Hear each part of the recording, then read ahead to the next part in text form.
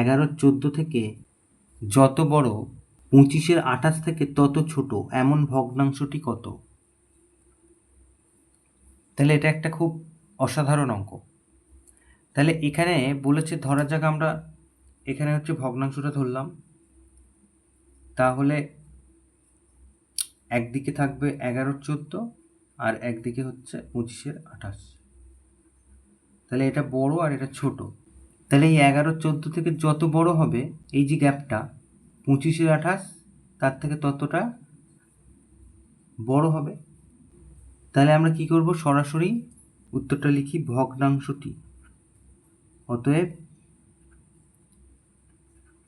ভগ্নাংশটি হবে সমান সমান বলে এই যে গ্যাপ দুটো আমরা সমান সমান পাচ্ছি, 11-14 হচ্ছে ভগ্নাংশ থেকে ছোট আর 25-28 হচ্ছে ভগ্নাংশ থেকে বড়।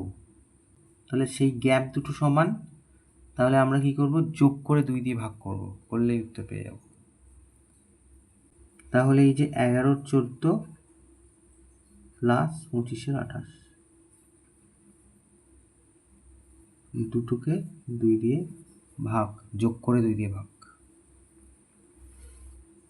তাহলে 14 দুগুণে 28, তাহলে 28 লসাগু, তাহলে 2, 11 দুগুণে 22, আর এদিকে হচ্ছে 28 একে 28, 25 একে 25, তাহলে এইটা ভাগ 2, তার মানে হচ্ছে 47 তা বাই 28 ভাগ 2। তাহলে 47-এর 28 ভাগ চিহ্ন গুণ চিহ্ন করে 1-এর 2 করে দিলাম, তার মানে হচ্ছে 47/56। এটা হচ্ছে ভগ্নাংশটি। তাহলে অতএব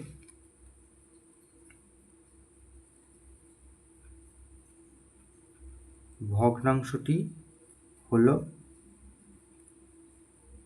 47/56। এটা উত্তর। আমরা যদি এই গ্যাপটা সমান কিনা সেটা একটু দেখি, তাহলে দেখা যাক সেটা।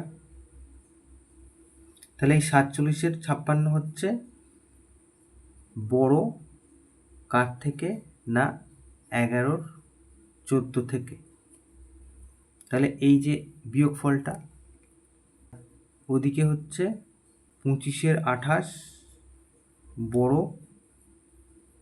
47/56 থেকে, তাহলে এই গ্যাপটাও সমান হবে। তাহলে দেখি দুটো বিয়োগফল সমান হয় কিনা।